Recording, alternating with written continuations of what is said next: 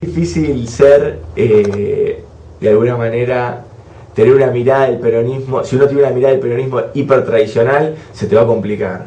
Si uno tiene una mirada del peronismo en cuanto a doctrina, a ideas, a identidad política, no, justamente porque digo, San Isidro tiene una vocación, el vecino de San Isidro de a pie, el independiente, tiene una vocación natural por la solidaridad, y eso es una bandera del peronismo, o tranquilamente trazable a lo que significaría la justicia social que tanto pregonaba Evita, por ejemplo. Lo que uno no tiene que ser es, si uno es súper dogmático, se le va a complicar ser peronista en San Isidro. Si uno respeta su identidad y trata de trazar paralelos para lo que es la identidad del vecino de San Isidro, va a encontrar muchas más coincidencias que diferencias. Ahora, yo sumo, ¿no? Porque en cuanto a la pregunta de Alfredo, porque acá Cristina Fernández de Kirchner ganó las elecciones presidenciales, ¿no? El último llamado. Es decir que más allá de, y creo que esto va más allá de San Isidro, digamos, ser peronista, o en realidad el voto que te da la gente a vos como político, tiene que ver con muchas más cuestiones que solo un dogma, ¿no? Seguro, y también incorporo y Daniel Scioli también había ganado, ¿no? Sí, incorporo un tema más a lo que planteas de cómo está también hoy, cuál es la representación política que uno tiene hoy, cómo se toma la representatividad de la política o de los políticos. Y ya no tiene que ver tanto con lo partidario, o cada vez menos tiene que ver con lo partidario. Lo partidario agrega en cuanto a certezas de identidad, certezas de acción, certezas de posicionamiento con temas macro, diría. Bueno, pero en eso mucho tienen que ver los políticos que de alguna manera a veces han desvirtuado, depende de la ubicación ideológica que se pongan, sabiendo que dentro del paraguas peronismo conformaban un abanico en donde, por ejemplo, acá hubo mucha gente que se benefició con Menem, diciéndose también peronista, sí, con el más rancio liberalismo que hemos tenido conocimiento en la historia moderna, ¿no? Seguro. Bueno, esos son... El peronismo es un movimiento y, como todo movimiento, se nutre de distintas ramas. El problema del menemismo, o el máximo problema que tuvo el menemismo, es que el peronismo terminó siendo una pata de un proyecto liberal que nada tenía que ver con el justicialismo. En vez de haberse nutrido quizás con valores o con propuestas de un liberalismo que podrían haber sido utilizadas pero con una matriz desde el justicialismo o con la conducción del justicialismo. El problema que tuvo el menemismo es que se terminó comiendo al personaje de alguna manera.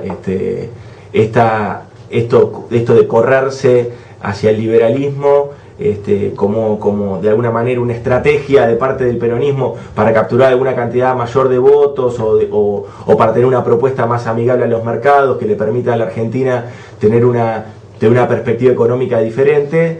Bueno, no terminó siendo una estrategia del peronismo, terminó siendo una estrategia del liberalismo para fagocitarse al peronismo. Claro, entonces, peronismo sin llegar a las relaciones carnales, ¿no? Y lógicamente, a ver, esto es lo que sucedió.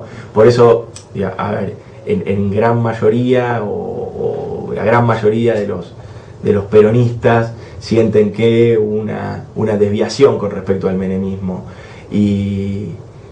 pero por esto me parece que es fundamentalmente porque entienden que lo que pudo haber sido una estrategia de movimentista de incorporar actores de la sociedad que existen y que existían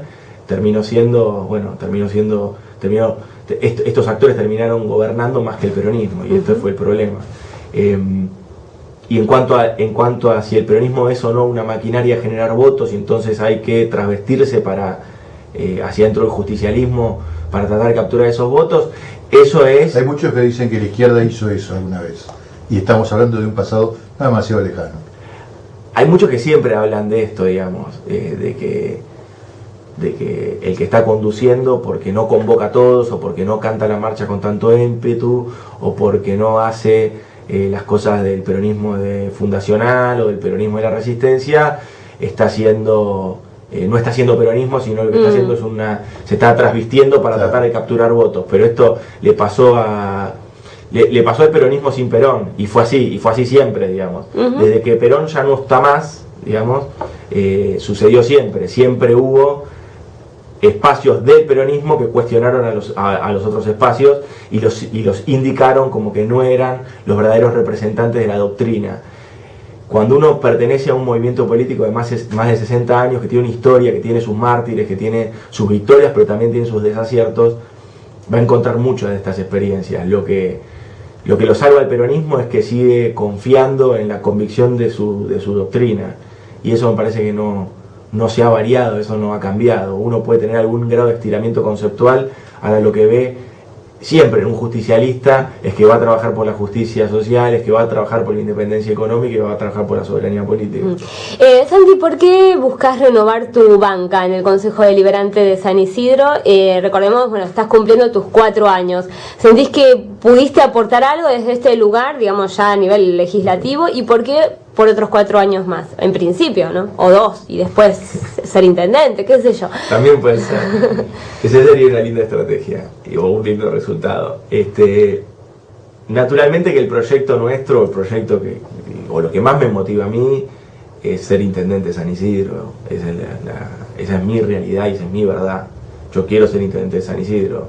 Lo quise hacer en el 2011 y no conseguí la cantidad de votos o de voluntades de los vecinos que me permitan acceder a eso. Lo voy a intentar en el 2015 nuevamente.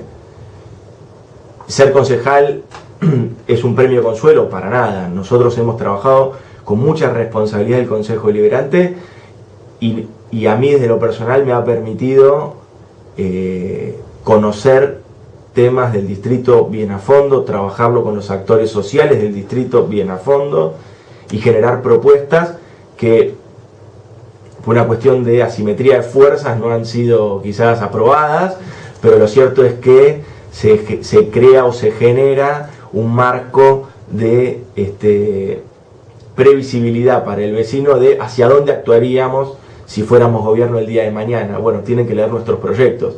Ahí verán que si nosotros somos gobierno el día de mañana, seguramente trabajaríamos sobre los proyectos que hemos presentado en el Consejo Deliberante, que son desde la participación ciudadana, desde la democratización de muchos aspectos del trabajo diario de San Isidro, de la democratización, por ejemplo, la participación democrática, no la democratización, pero la participación democrática con respecto al Código de Ordenamiento Urbano del Distrito, que es un código de ordenamiento que no se ha hecho un plan urbano ambiental, que es un concepto mucho más acabado y mucho más moderno de lo que es el viejo Código de Ordenamiento Urbano del Distrito.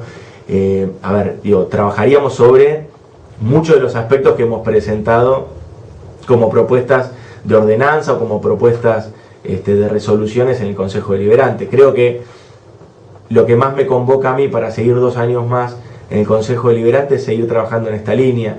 Creo que de a poco vamos construyendo lo que sería nuestro plan de gobierno del Consejo Deliberante. Muy bien.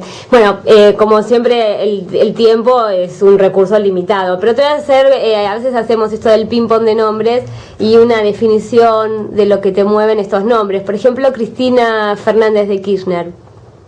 ¿Qué tengo que decirte? No sé. Lo que te mueve, digamos, ¿qué te genera? Me parece que es una estadista... Es un ping-pong, así que... Es rápido. Una estadista que va a quedar en los libros de historia como alguien que le aportó mucho a nuestra nación. Daniel Scioli. El futuro. Antonio Cafiero. Maestro. Sergio Massa. Un indeciso. Y Leandro Martín. Un compañero. Muy bien. Santi, gracias por haber venido y compartir esta tarde con nosotros. Gracias a ustedes.